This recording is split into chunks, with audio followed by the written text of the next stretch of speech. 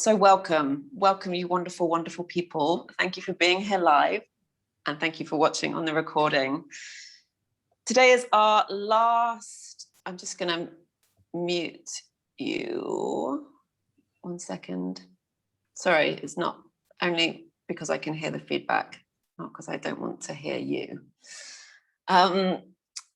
So today is our last shadow yoga exploration, which throughout this 4 weeks, it's not that we've been doing shadow work or not that I've intended you to kind of feel some big transformation internally with the work that we're doing, but rather just taking different symbols, different archetypes that exist across this spectrum of human experience throughout space and time, really, and seeing what they mean to us when we invite them into our presence with journaling, with conscious awareness, and then into our movement practice by seeing how that symbol, that archetype might start to move through us in a way that we can then recognize how it relates to our inner experience, these collective symbols. So today, the archetype that we're working with is the High Priestess. And I don't know how much you're into tarot. It's of course one of the main decks, one of the main cards, sorry, in tarot. And I have one here.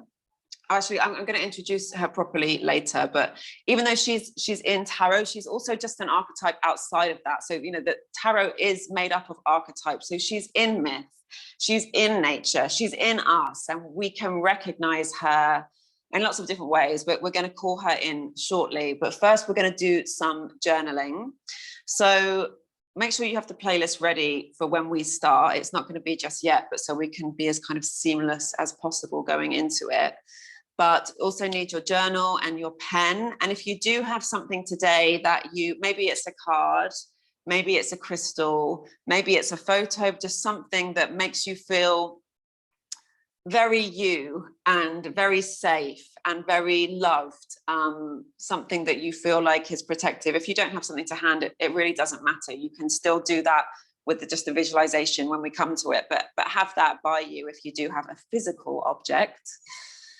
And yeah, we'll start journaling. So this particular activity was something I did last week, introduced by a woman called Ashley Turner, and I found it really powerful, which is why I wanted to share it today.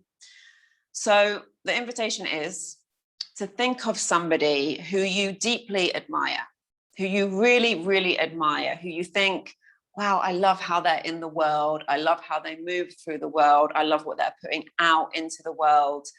So someone that you revere, it may be someone that you're jealous of, and that's normal. That just means that we recognize stuff that we want in somebody else. And it can be really useful actually to be like, oh, like that's what I want. That's what makes me feel alive, the way this person is putting themselves out there. So do you have someone in your mind? You can give me a nod if you do.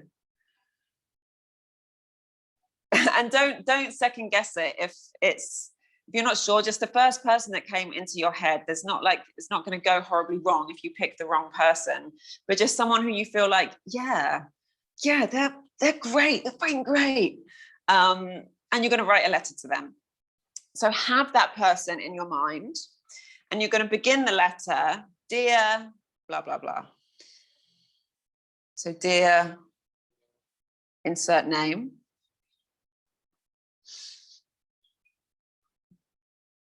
And, you know, really imagine that you are writing this letter to them. What would you want to say to them? What would you want to convey? And once you've written the name, the next part of the letter is, when I look at you, I see. When I look at you, I see.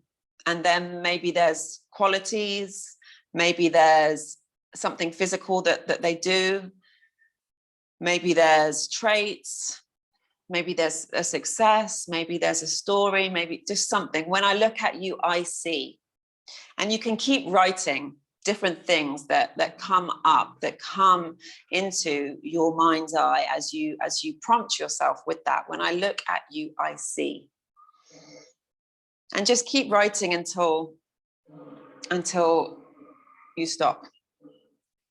Keep writing the words as they come out. When I look at you, I see.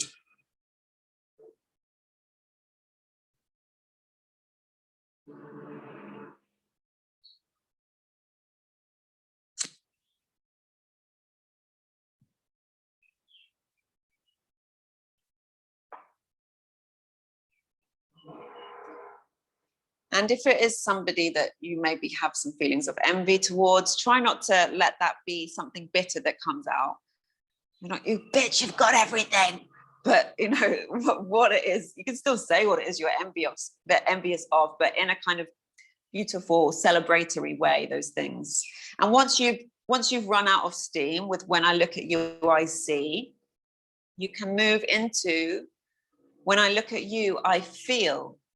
When I look at you, I feel. And again, thinking about the positive emotions that come up when you think about this person. What do they make you feel? So maybe they make you feel powerful. Maybe they make you feel inspired. What does this person give you in terms of emotion, in terms of a sense of something tangible in the way that they are, in the work that they do, in the way that they live, in the way they behave, in the way they communicate, in the way that they move. When I look at you, I feel.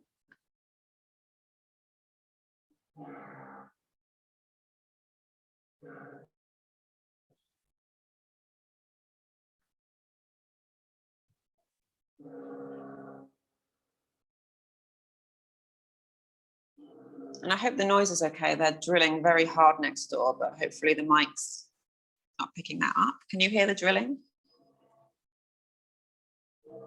A little bit, sorry. Hopefully when the music comes in, we'll drown it out.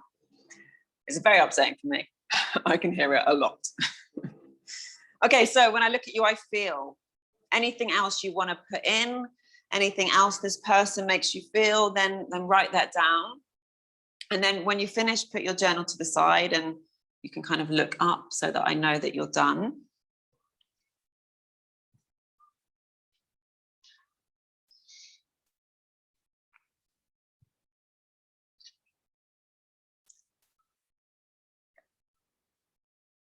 You can look at what you wrote as well. Right. Okay, we're done. So we can just put that to the side for the moment. And we're gonna now say hello to the High Priestess. So I have a card here that is a quite non-typical depiction of the High Priestess, in that it hasn't got a person on it. Well, I can show you one with a person, you might recognize it because it is so archetypically powerful, the image, but I have to show you it on my phone because I don't have the card. And I also now can't find the picture. Okay, so this is a very classic depiction of the High Priestess. So you can see her as an anthropomorphic representation of the archetype. But again, just some of the key symbols here. So the moon, this dress that's kind of becoming like water, as well as these two pillars. And you'll see that also has it on this card. So we have the moon, of course, being deeply, deeply feminine. And the feminine is this place of mystery, of the unknown. And we also have the water. You might not be able to see it through the Zoom camera, but this is then water down here. And again, water is feminine, and the moon and water are obviously deeply connected. The way that the moon influences the water, so that the water kind of intuitively follows the cycle of the moon. Every day the water is different because every day the moon is different. So this linking of the feminine between these two symbols, as well as, again, we have the pillars, black and white, and we can see these pillars as representing opposites. And of course, Jungian psychology, always interested in opposites. So good, bad, shadow, light, feminine, masculine, known, unknown, all of these things, that the High Priestess is between these two things. So you can see it as a union between these two things. And that's why we're particularly working with her today at the end of this shadow exploration, because she is essentially unifying what's in the shadow with what's in the light. And she's between two doorways. So there is a doorway into something here, and the doorway is a place into the unknown. It suggests mystery, adventure, fear, maybe. And there's also knowledge. Here it's a book, and normally she's holding a book as well. But she is this feminine embodiment of knowledge, which of course is not bookish. It's not knowing, but it's knowledge of something deeper beyond fact or beyond science or academia, the knowing that is inherent in all of us, that we recognize through things like archetypes and symbols. They mean something to us because of this deep knowing that we share as humans, of these symbols that have been passed down throughout time, throughout the mythology of which our psyches are built and connected. So that is the High Priestess. And she's going to be very important for our session today. And what I want you to think about is entering into this space between the pillars, and beyond this space, it being the land of the golden shadow. So we're going to go into the land of the golden shadow. So I want you to close your eyes and imagine that you are standing in front of these two pillars that frame a doorway. And this is the archway of the High Priestess. And she's calling you into the archway, into the doorway. She's appeared to you, she's calling you into this space beyond duality, beyond the two pillars of dark and light, into this space between, of which she is reigning, of which she is all supreme. And we each have our own High Priestess. She is our higher knowing, our higher self, who's always watching over us and who will guide us through what we may call intuition. We don't always listen to it. We don't always feel it, but it is always there. In the same way that it's always there for animals. They do use it, they do rely on it, but we have our thinking minds that can get in the way of this intuition. That is what you are moving towards as you move into the doorway. This doorway framed by the moon, this doorway of the feminine, going into this space that beyond is the golden shadow. And I want you to open your eyes and take your journal again. And then look at the letter that you wrote.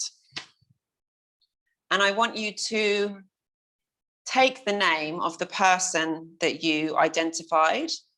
You're going to remove that name and put your own name.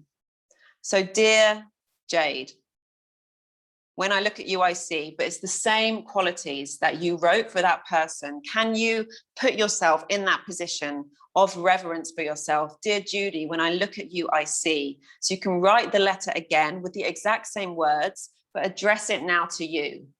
Because those qualities that we admire in other people, the same as with the qualities that we often disdain in other people, they're a reflection of ourselves. They are a reflection of ourselves, but we so often shun them. Whether they are good or bad, we shun them. So we don't recognize what is golden about us. We don't always recognize our gifts. Sometimes we do, and we may know inherently what they are, but how often do we celebrate them? How often do we revere them in the way that we may do with other people? Dear Libby, when I look at you, I see. Put yourself into the line of that letter. Write that letter to yourself. And you can combine the two. So when I look at you, I see. When I look at you, I feel. The same qualities, own them for yourself as you write this letter to yourself. And you can read over it. You can feel what qualities especially may land, may make you feel like you come alive, may make you feel golden, may make you feel wonderful, to recognize those qualities within yourself, because they are also your qualities, your power, your golden shadow.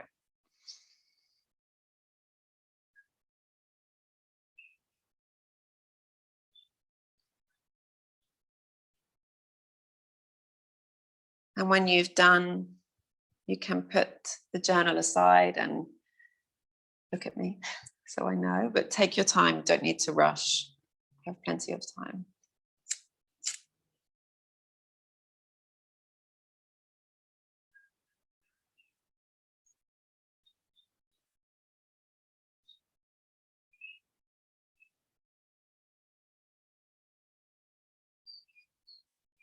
look at you, I see. When I look at you, I feel.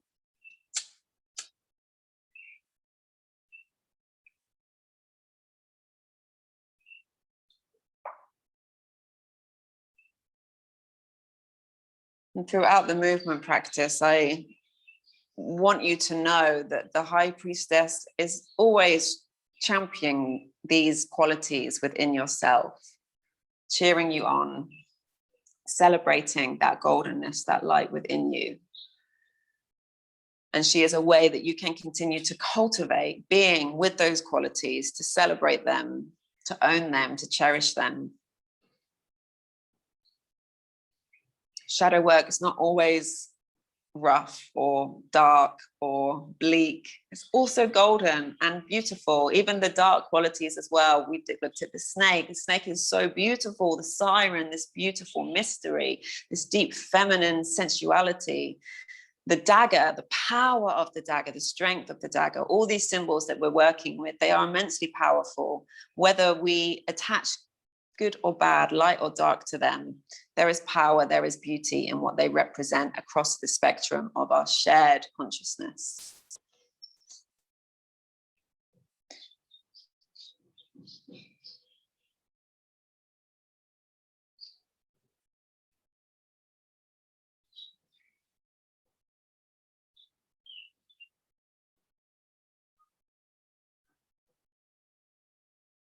And when you're ready, we're going to come to lie down.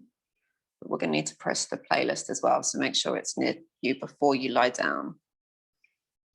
Okay, so let's do the playlist together. Give me a thumbs up that you're ready. Yes. Okay, so get the playlist. 5, 4, 3, 2, 1, play. And then come to lie on your mat, on your back. Just lie flat down. If you want to have a cushion between your shoulders to gently lift the chest, you can do that. If you want to have cushions underneath your knees to support your lower spine, you can do that. But also, if you do have a totem, something with you today that makes you feel safe, loved, golden, I want you to take that and I want you to put it on your solar plexus. So your solar plexus is the space between your navel center and your heart. So just above the navel center, just let it rest there. I've got the card, but you might have something else, a photo or a crystal. Just have that. Oh, beautiful. Yes, so beautiful and perfect for working with the solar plexus. Just have that on you. And trust that it is, when we think of the solar plexus, this energetic place in the subtle body, this place of power, confidence, strength, this golden light that is in us. Can you feel it also resonating within the subtle body with this object? And if you don't have an object, you can still imagine placing something that is sacred to you, that is meaningful to you on that place, and feeling how it works. The physical object, the visualized object, with the energetic properties of this part of our body, the Manipura chakra. And maybe you feel something there, maybe you don't. But the chakras all have colors associated with them. The color for the solar plexus is yellow. So it may help to imagine a yellow light emanating from this place. You may have a different colored light there, and that's also perfect. But you can let yourself feel, is there a quality of light here? Is there a feeling of heat here? Is there a different image that comes to mind when I focus on this part of my body? You can breathe into that space and breathe out of that space, bringing your full awareness to the solar plexus, to this energetic center of confidence, the home of the ego, of your power, true power, inner wisdom, and knowing.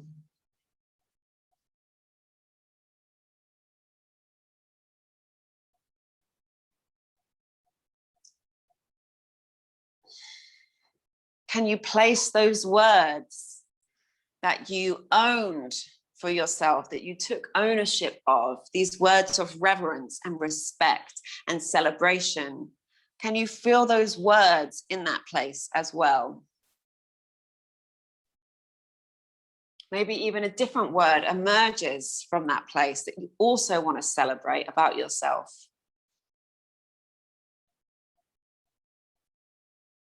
Something unique and wonderful about you, your gifts, your beautiful way of being in the world, your achievements, your goals, your hopes, your dreams, all of those things. Put them into this place, this magnetic energy, the center of your body, the solar plexus, between the navel and the heart.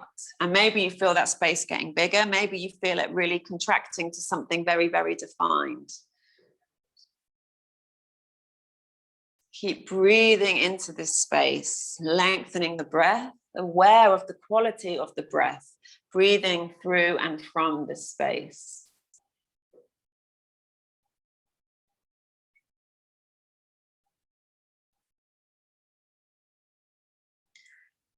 And I want you to imagine now that you are breathing into your third eye. So the space between your eyebrows, you breathe into that space, the breath moves through your body and out of the solar plexus. And keep breathing this way into the third eye and out of the solar plexus. So that we're strengthening this link between what these two different parts of us represent. Energetically, the third eye is intuitive wisdom. The solar plexus is inner power. So keep breathing through these places, in through the third eye, out through the solar plexus.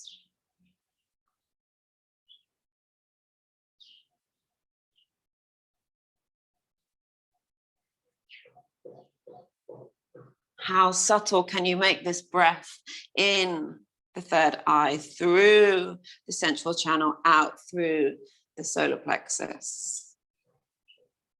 How concentrated, how distinct, how defined? Can you focus in on the experience in these two centers of consciousness, the third eye and the solar plexus? Your inner guidance, intuition, the High Priestess, and your own golden shadow at the solar plexus chakra, center of your being. And you can let go of this awareness of the breath between the two spaces. If you have your object, your totem on you, just gently move it to the side off the mat, knowing that it's still there for you, holding you throughout the practice. And with all this presence that we've just called in, connecting with your golden shadow, your beautiful traits, that which you hold dear to yourself, as well as the inner guidance represented by the High Priestess, you can start to feel movement in your body. And I just want to invite total free movement of the body, using the music, of course, as a way to be inspired, as a way to feel the creative inspiration of the song moving through your body. You may start stretching.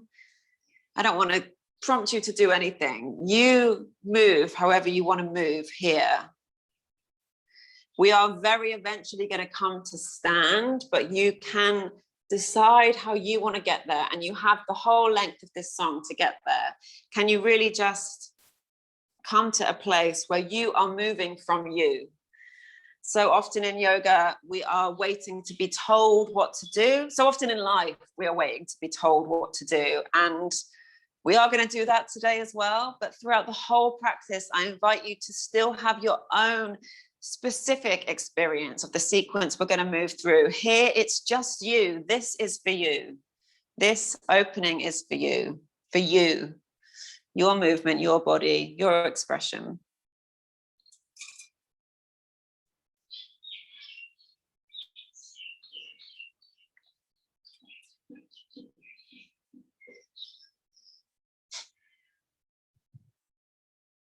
what is awakening, what is moving through you, what is felt, what is known, what is unknown. How can we move that through the body? How can we channel that through the body? Is it very subtle? Is it very dynamic? Is it very soft, very fluid, very strong?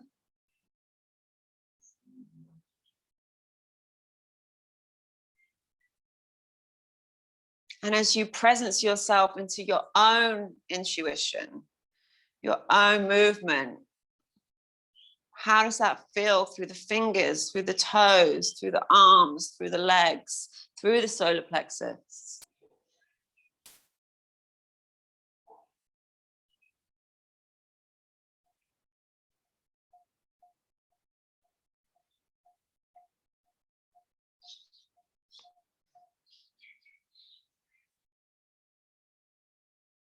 What is alive for you today, in this moment? Can you express it somehow with the way you move your body? Can you own it through the way that it moves through you?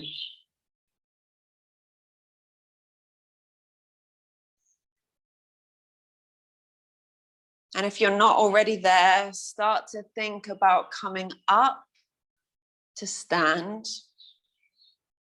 Again, don't have to rush, staying with this intuitive way to get there. We are going to meet standing at the front of our mats, feet firmly rooted on the floor.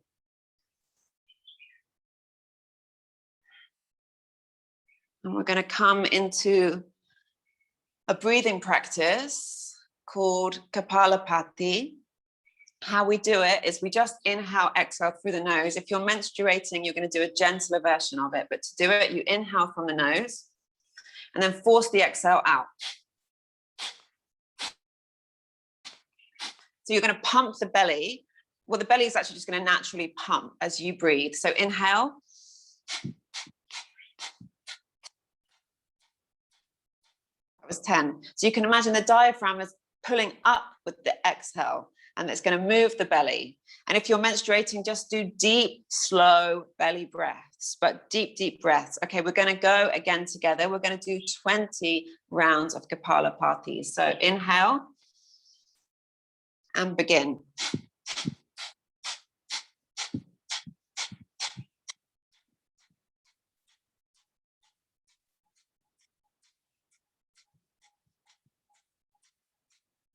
Release the breath. If you're not sure what it feels like, then do deep belly breaths. We're going to do a round of 30 Kapalabhati. So inhale and begin.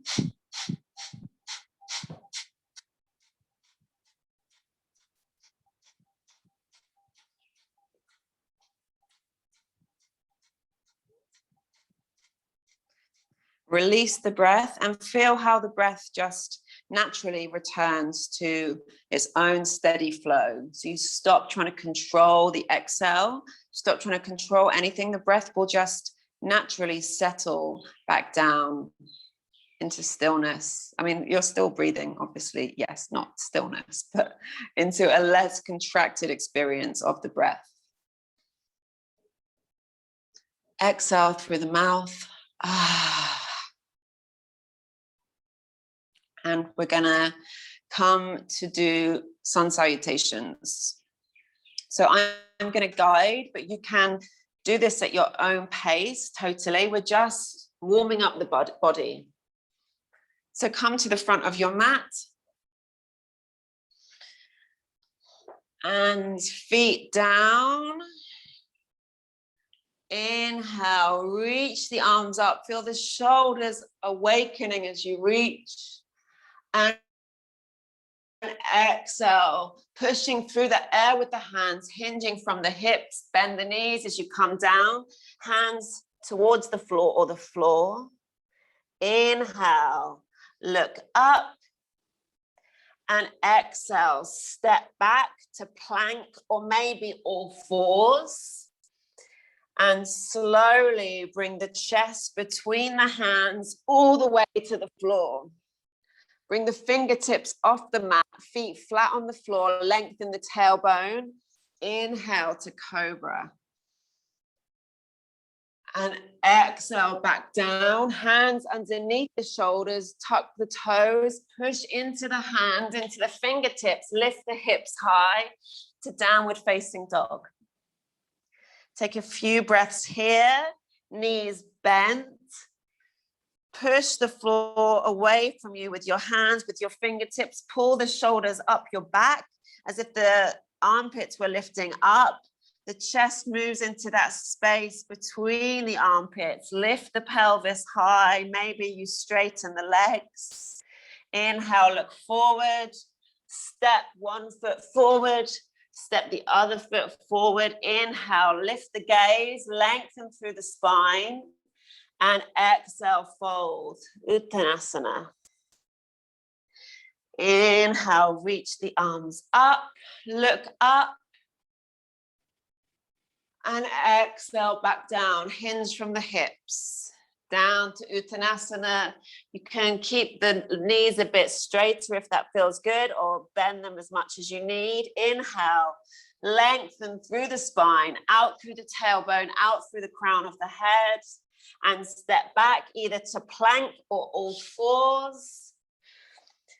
Bring the chest between the hands, elbows in towards the body. Slide down to your belly, feet flat on the floor. Inhale, cobra. Hands can be off the mat or underneath the shoulders. Elbows in towards you if hands are under the shoulders. Lengthen the tailbone. Lift the soft palate. And exhale. Push yourself back to downward facing dog. We're all going to meet in downward facing dog. So if you're at a slightly different pace, that's perfect, but we will meet in dog.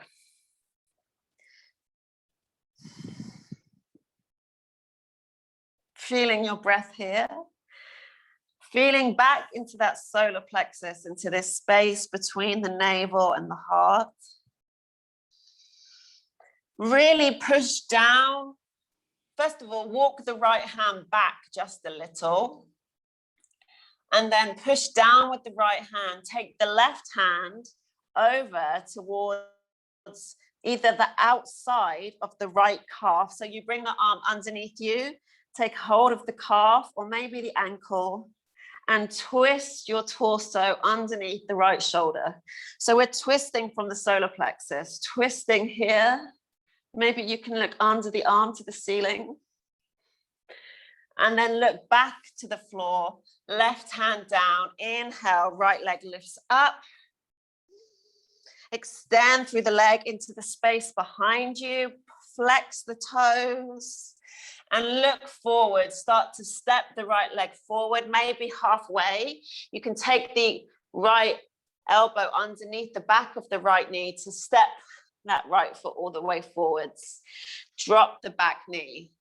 We're setting up for low lunge. So bring the left foot to the floor. Push down with the right big toe. Use the solar plexus, use the core to lift the arms up. I'm thinking about the shoulder blades moving here, arms interlocking into the joints. Reach the arms forward, back, and round. Breathing into the shoulders as you do this rotation. Feeling the joints in the shoulder, the fluid in the joint, sorry, helping you to move. Fluidity in your own body supporting this movement. Reach the arms up and bend the left elbow behind you. So the left hand comes towards the back of the right shoulder. Maybe you take the right hand to the left elbow and use that to open the tricep. Or you take the right hand behind you and interlace the fingers if you can reach.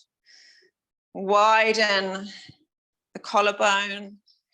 Look up, opening the whole front of your body.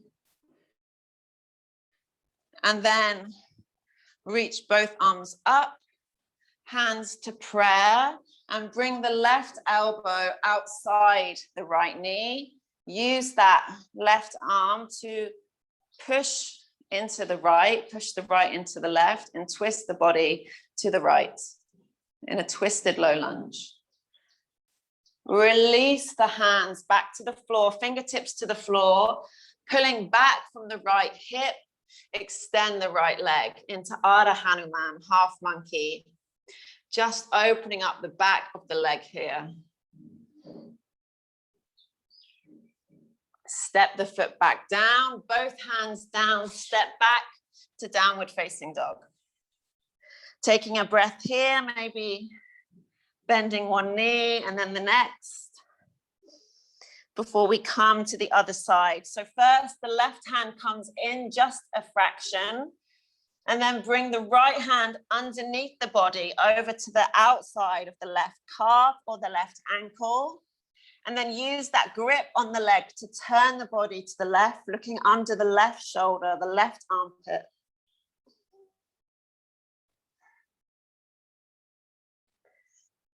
Bring the hand back down, back to downward facing dog. Lift the left leg up into the space behind you.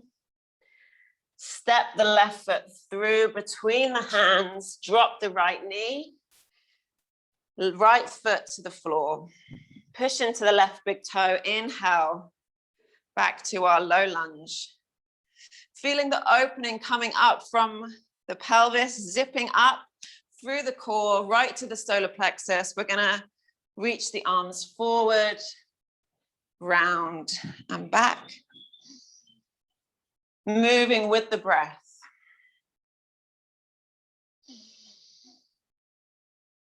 And one more. Reach the fingertips up and then bend the right elbow, right hand to the left shoulder, the back of the left shoulder.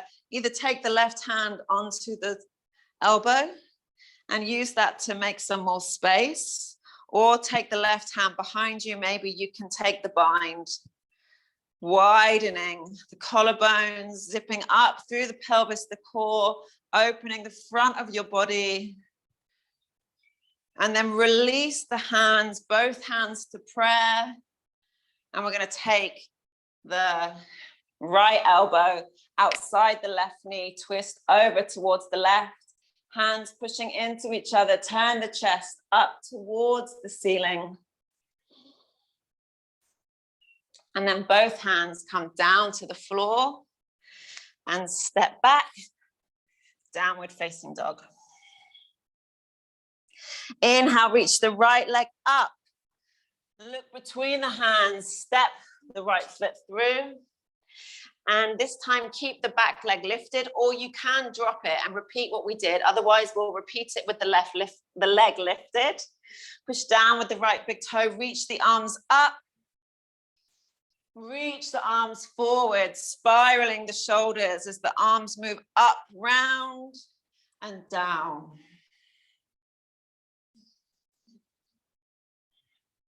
One more. Hands in prayer at your heart center. We're going to go for the twist. So the left elbow comes to the outside of the right knee. And we twist here. Maybe you can even take the left hand to the floor and reach the right arm up, or otherwise staying. Keep the back leg strong if it's lifted. And then both hands to the floor. Straighten the right leg, pull the right hip back to pyramid pose. Hands down, step back, downward facing dog. Inhale, left leg lifts up. Step the left foot through, preparing for our high lunge. Push down with the left big foot toe. Reach the arms up, reaching forward, round and back. 3 of those. Beautiful. After your third, gently bringing the hands to prayer at your heart. Then lift the right elbow, bring that outside the left knee, coming into the twist, using the hands to help you lift the chest round, just a little more radiance lifting up. Again, you can bring the right hand to the floor if that's available to you, but don't do anything that starts to feel not so safe, not so secure, more wobbly. Think about space rather than deepening the pose, creating space where you are. Coming out of the twist, both hands to the floor and gently pulling the left hip back to straighten the left leg into pyramid pose. So the left leg straight or nearly straight, pull the left hip back and then bend the left knee, drop the right knee, and we'll do that half monkey, which I forgot on the lower side. So the right knee comes down. And then again, pull the left hip back, left leg straight. And you can lift the tailbone to help you open the chest. Then left foot bends, foot comes back down, both hands firmly to the floor and back to downward facing dog. Taking a few breaths here. Lifting up through the sit bones. Knees can be bent or straight, but hands firmly pushing into the earth, fingertips grounding you to the earth.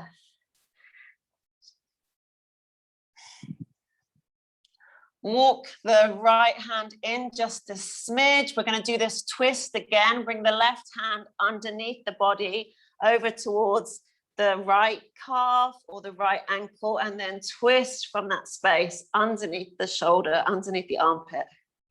Really feeling into your solar plexus. This is where we're moving from. Then release the hand down, back to downward facing dog. Inhale, lift the right leg up behind you. Look forward, step the right foot between the hands. And this time, keep the back leg lifted. We're going to bring the left hand to the floor, push it into the floor and reach the right arm up into a twist. So the right fingertips reaching up, opening the chest. Look forward, bring the right hand forward and then bring the right hand underneath, inside the right leg. Reach it back as you straighten the right leg. So we're in pyramid pose, but you're reaching the right hand through the legs back towards the left leg. So you can look at me if it's not clear. We're going to do this many times. And then come back to the twisted lunge. But from here, you're going to drop the back knee and keep reaching the right fingertips behind you. And maybe you can bend the left knee and take the left foot with the right hand. If you can do that, push the hand into the foot. Feel the right shoulder opening as the chest lifts up. Otherwise, stay reaching back. Again, thinking about space in the shoulder.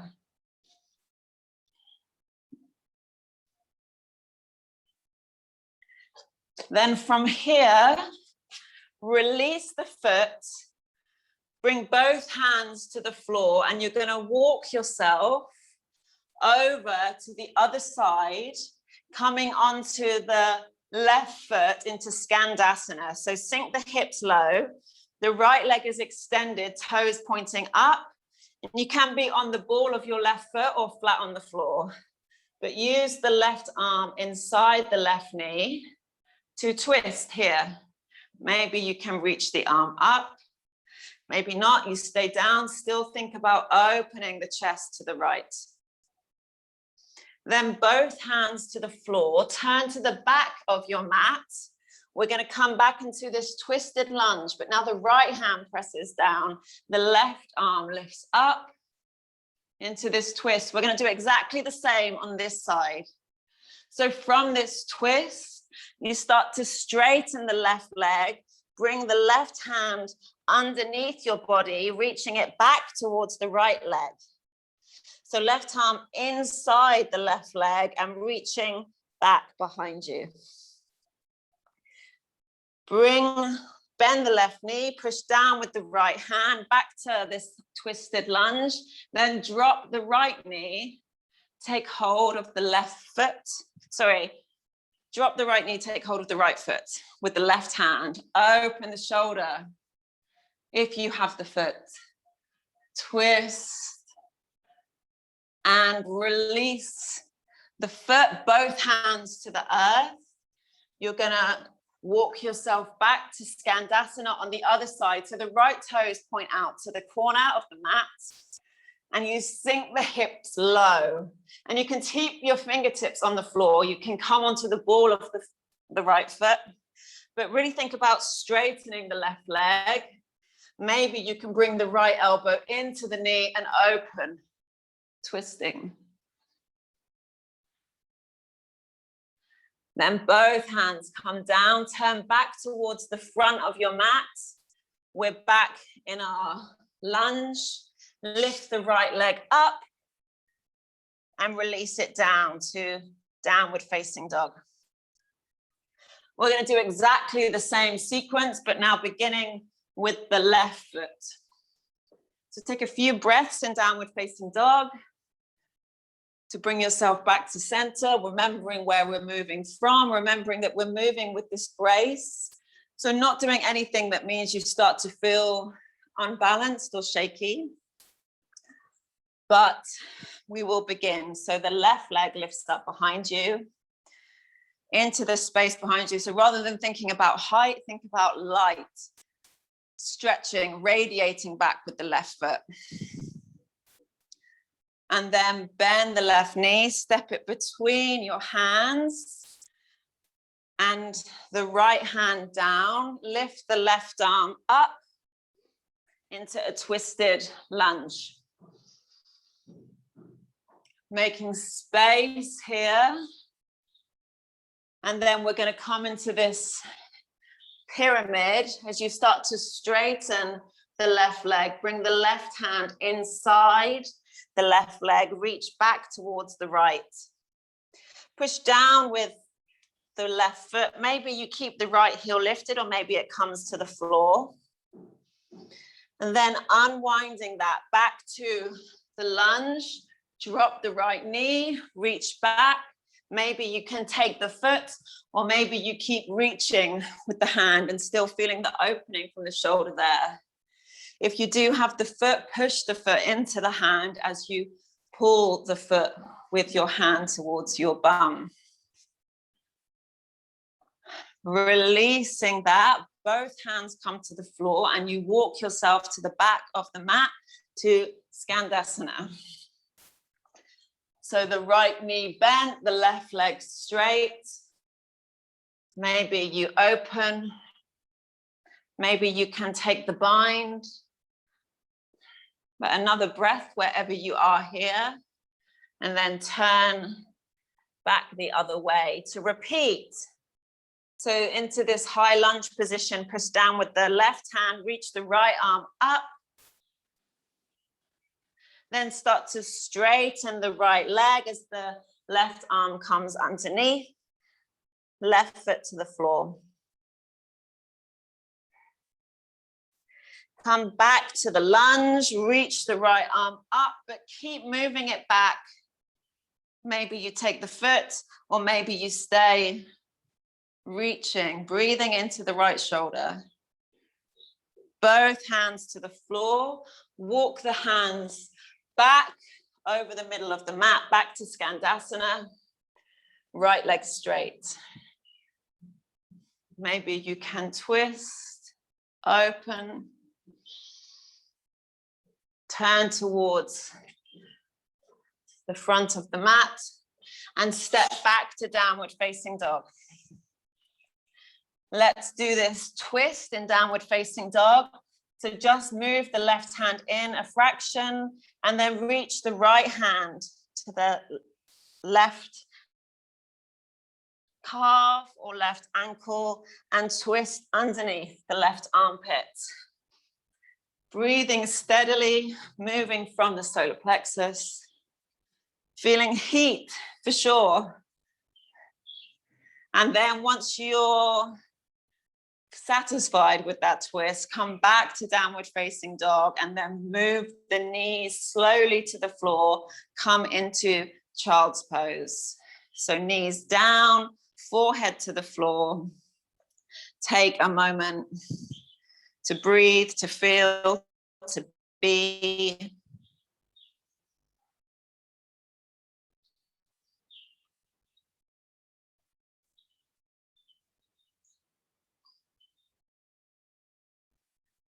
Feeling your breath, feeling your belly pushing into the floor, into your thighs as you breathe here.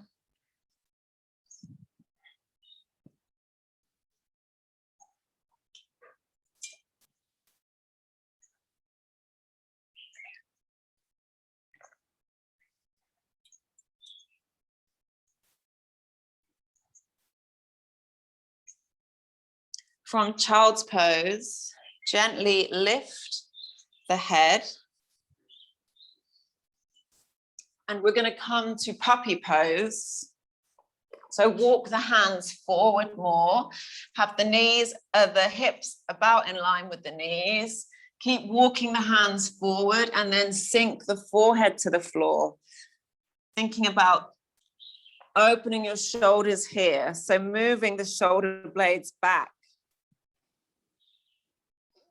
Lifting up from the sit bones. And you can have your forehead down or you can have your chin down, whatever feels better.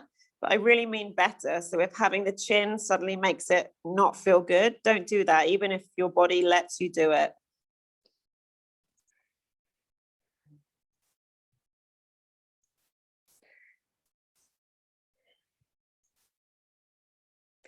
Inhale, lift the gaze.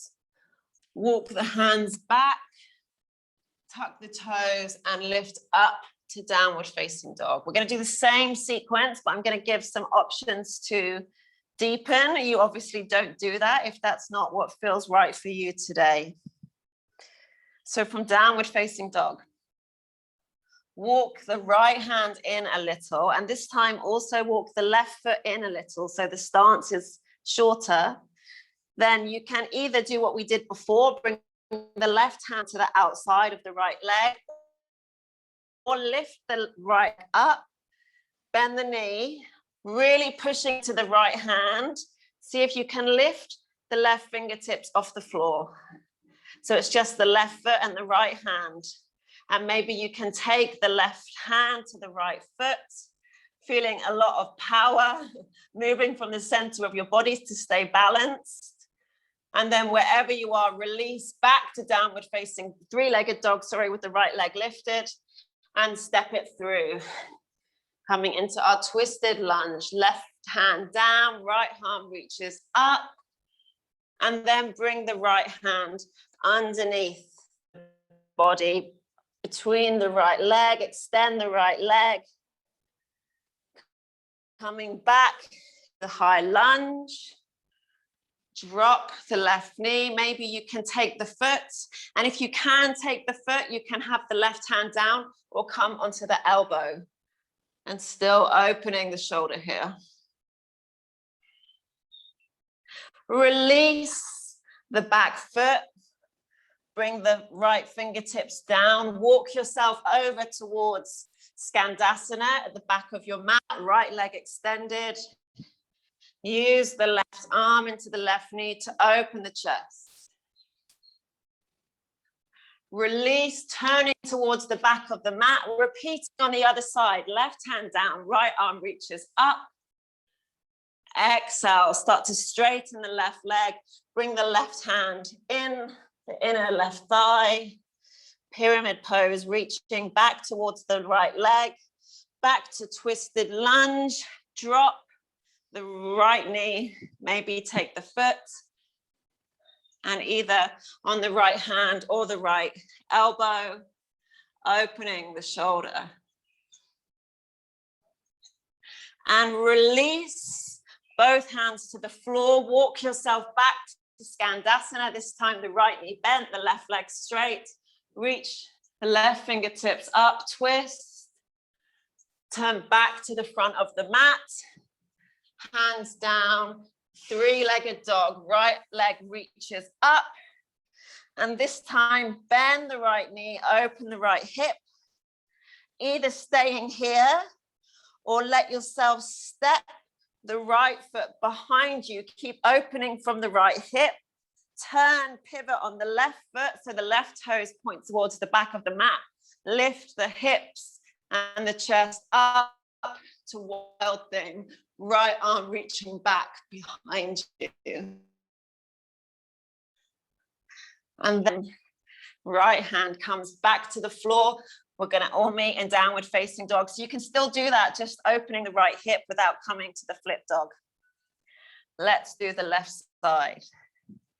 Inhale, reach the left leg up. Move the left hand in. Maybe just jump the right foot in an inch. And you can do the twist that we did before, or maybe you play with your balance. Can you lift the right fingertips up? Maybe they come to the middle of your mat. Maybe they come to the right ankle. Maybe they reach for the left toes. Using the breath, using the core to stay balanced. And then bring the right hand to the floor. Step the left foot through to our high twisted lunge. Right hand down, lift the left arm up. Bring the left hand under, inside the right leg, reaching back, straighten the left leg. Pyramid pose.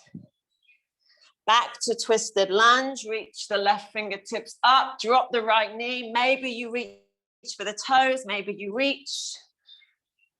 Hand pushes back if you have it. Maybe you come to the elbow and open from the shoulder.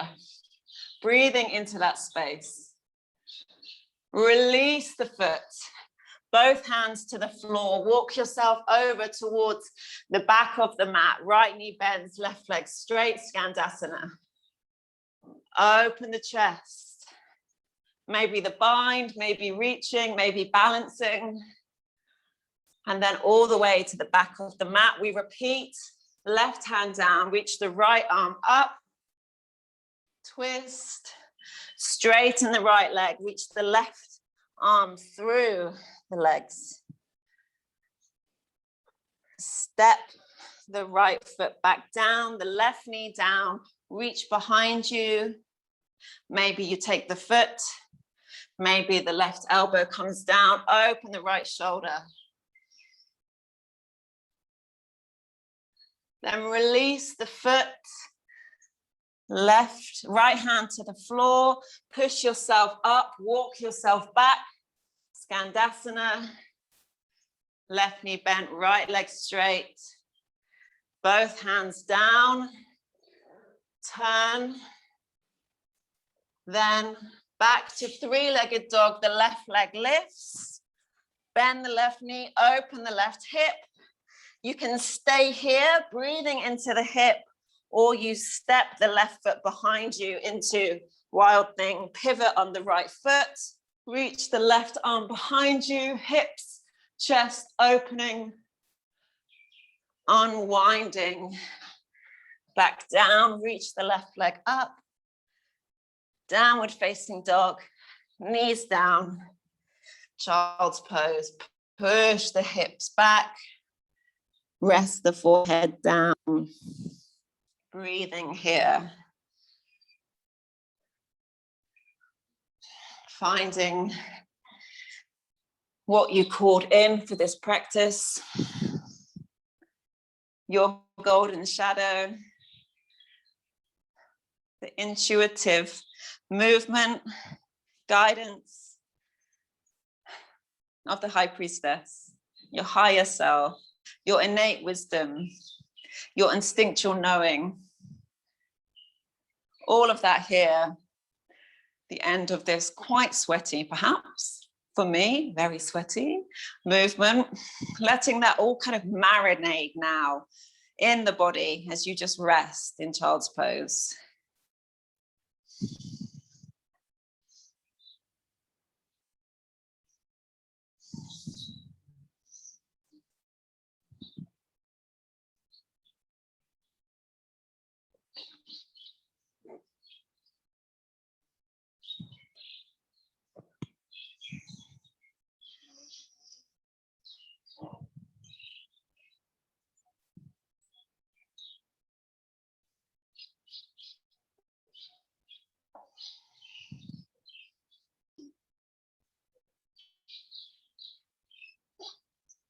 Remembering these words that you took ownership of, these qualities, these traits, these powers, remembering them.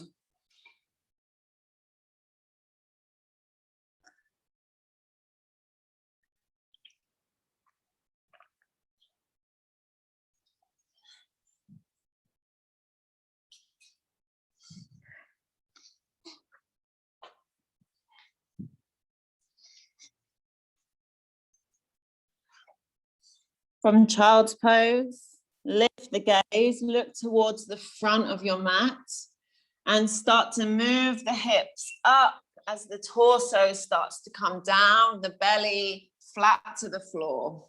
Fingertips off the mat and have your fingers like their little tent poles pushing into the floor.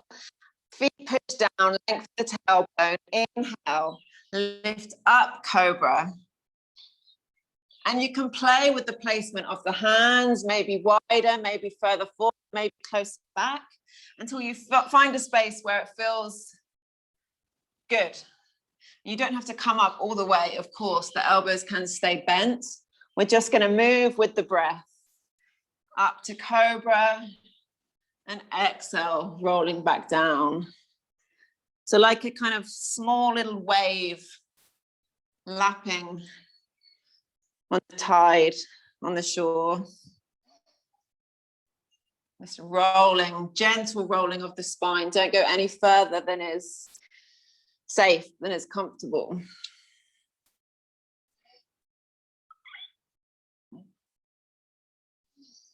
Once you find a space that feels like it works for you, we're going to come up and just hold. Keep lengthening the tailbone. Lift the soft palate so the gaze lifts slightly up. Then come down, down, down. And come onto the left elbow. So onto the left elbow with the left hand at a diagonal across the front of your body. Then look behind you, bend the right knee. And maybe you can take the right foot.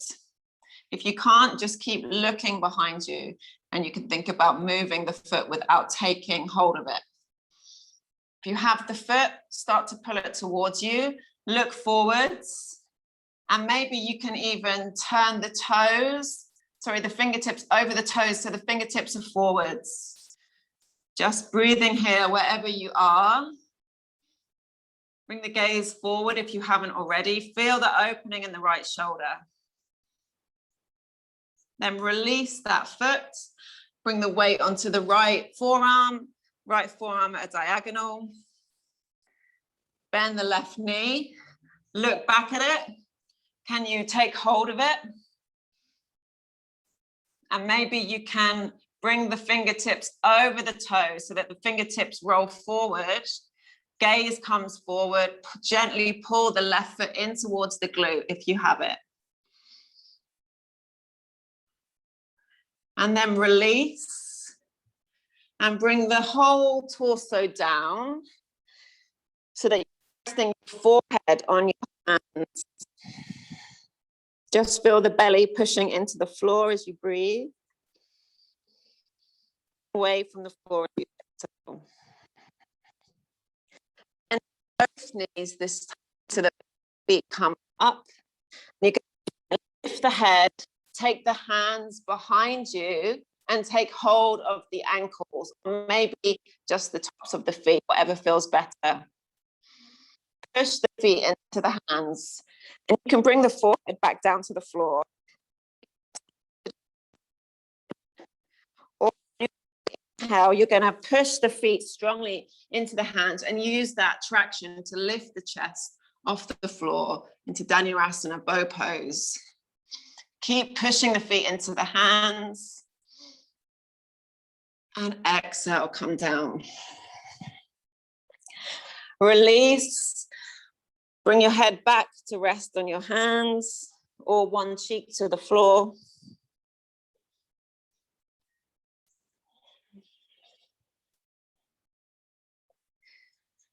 Bring your hands underneath your shoulders and slowly Push yourself up. Push the sit bones back to the heels and just sit with the palms facing up.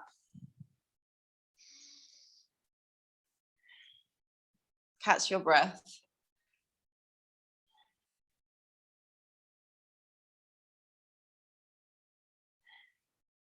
And then when you're ready, you can bend one knee, come to stand.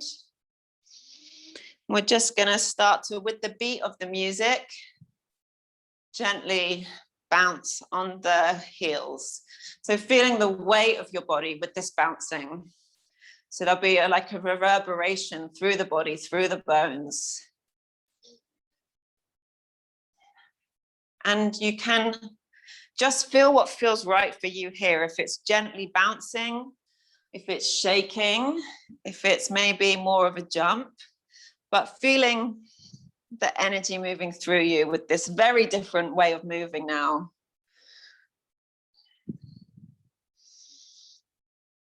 And this song, this dance is an invitation again for you to come to free movement.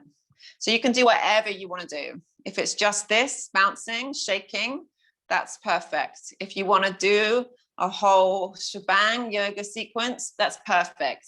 If you want to go to the discotheque and dance your heart out, that's perfect. But you can do whatever you want to do. Just follow what feels right. And the bouncing is a good place to start. It's a good place to ground. And then anything that happens from there happens, whether it's nothing, whether it's something. The music's there to guide you, to inspire you, to ignite your own intuition.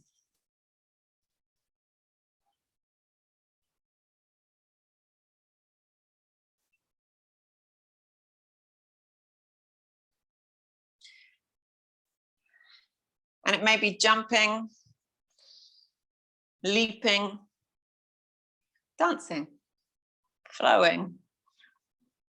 Just you and me.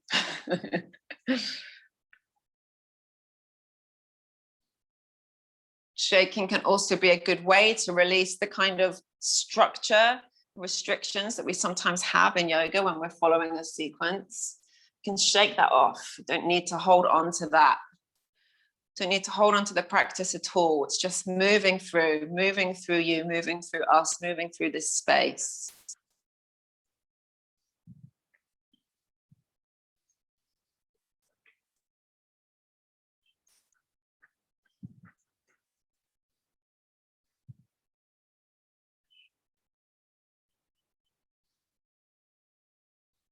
And yeah, you can come down to the floor if you want to move on the floor. If you want to come to child's pose, you can come to child's pose. You can do whatever you want. No wrong or right way to be. I just have to keep continuously mopping my face as I'm that sweaty. It's so hot.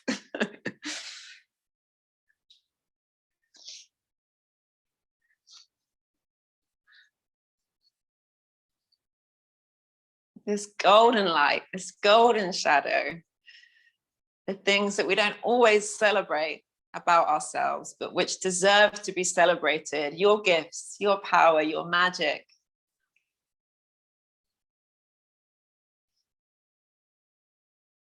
The space you were guided into between the pillars, this home of the High Priestess, this space of mystery, this space of wisdom, this space of the unknown.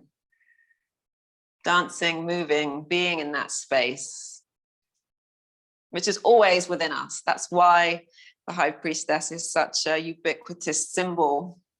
This feminine power under the light of the moon, by the water, the magic that awaits there, this space between the pillars, beyond the doorway.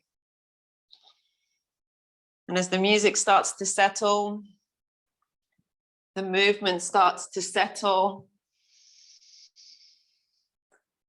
and let yourself slowly come down to maybe a squat or to sit. We're going to meet seated.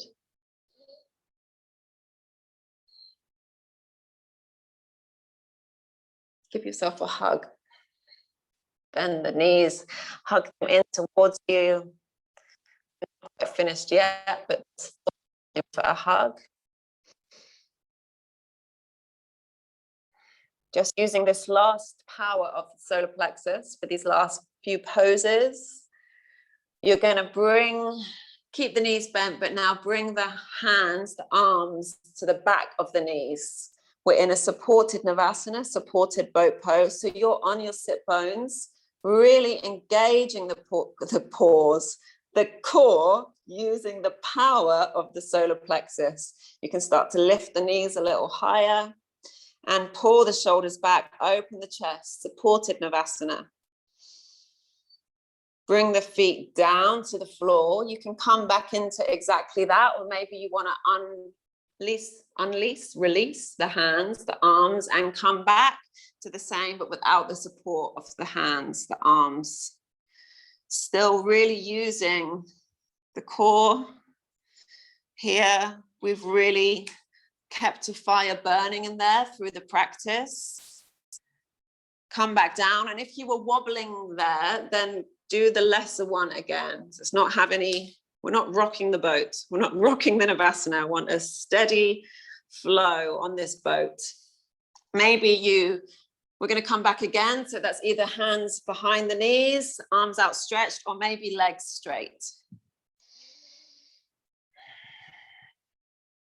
Hold wherever you are for 5 more breaths.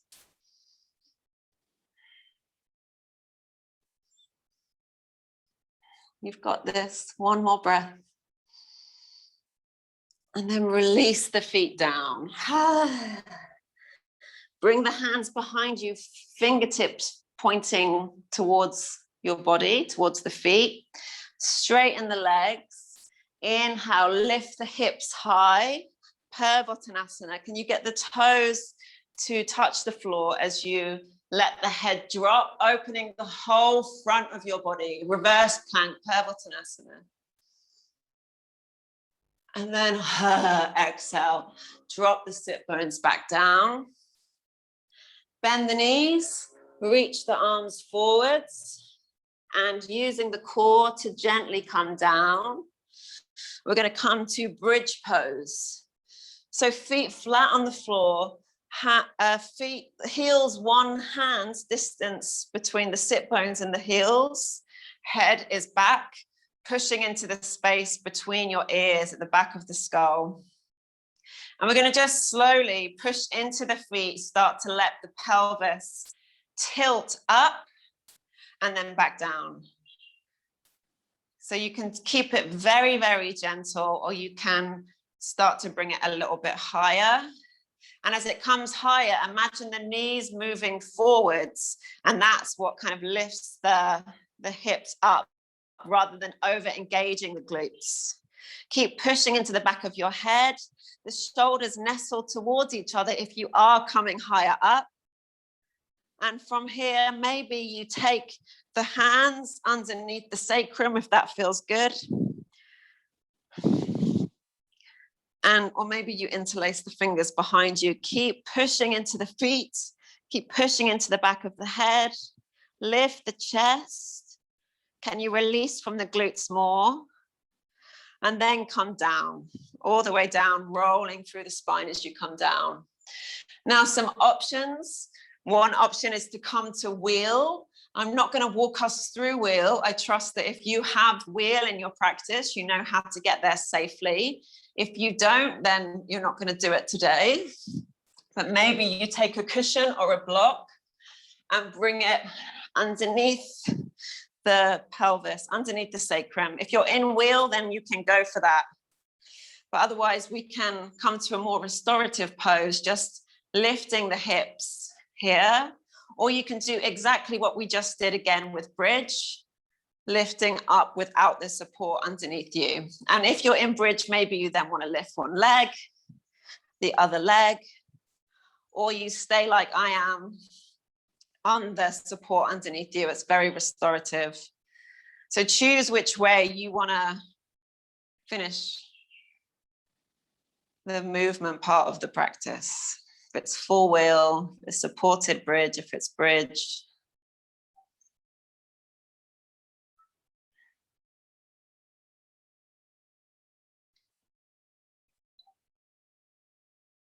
If you're in wheel, if you're in bridge, come back down slowly, gently. If you have the support of the cushion, move it to one side and let the hips come back down. Bring both arms out either side of you into a T shape, palms facing up. Bring the knees into the chest and, first feet to the floor. Move the hips over to the right and then bring the knees into the chest. Bring the knees over to the left and look out over the right arm. So a final twist here. Let it be a very gentle twist. You can gently think about moving the right hip away from the right shoulder, feeling that twist coming a little more into the lumbar spine, into the sacrum.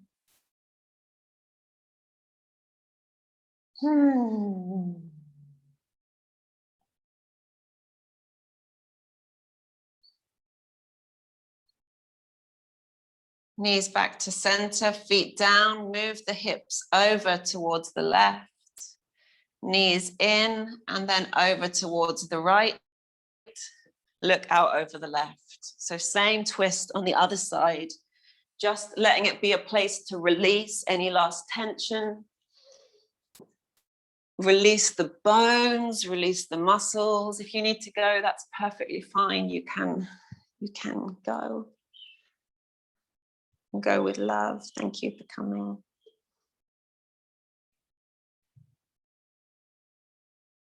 And once you finish that twist on the left, then make your way to Shavasana. So extending both legs out, bringing the hands down a little closer to your body, but with still plenty of space between the arms and your torso, the legs wide. Let yourself take up space in this space that we've all conjured with our minds, this place we've all shared as we've walked through this portal, these gateways of the High Priestess, releasing now into the earth of that space, this home of the golden shadow.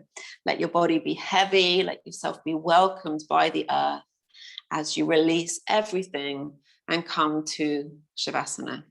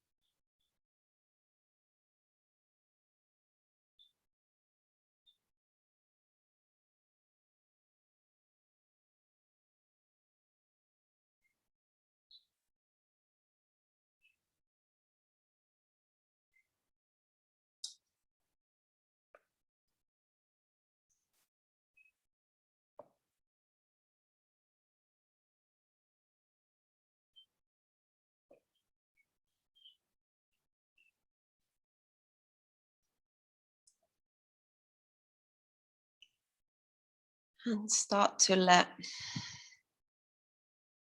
movement come back, energy come back, presence come back. As you start to feel physical body reacting to this calling back, this calling back, this calling back to consciousness. Maybe wiggling the fingers and the toes, the arms, the legs. And once you're ready, reaching the arms up over your head, feet together, legs together. Give yourself a ginormous stretch of gratitude for anything that may have been meaningful for you in this practice today, this exploration of the archetype of the High Priestess, calling in the golden shadow. And release that. And then bend the knees in towards the chest, roll over to one side and push yourself up to seated, where we will close the practice together. Hello, beautiful face. And reach the arms up. Exhale, hands to your heart center. Inhale fully. Exhale fully. And inhale for Om.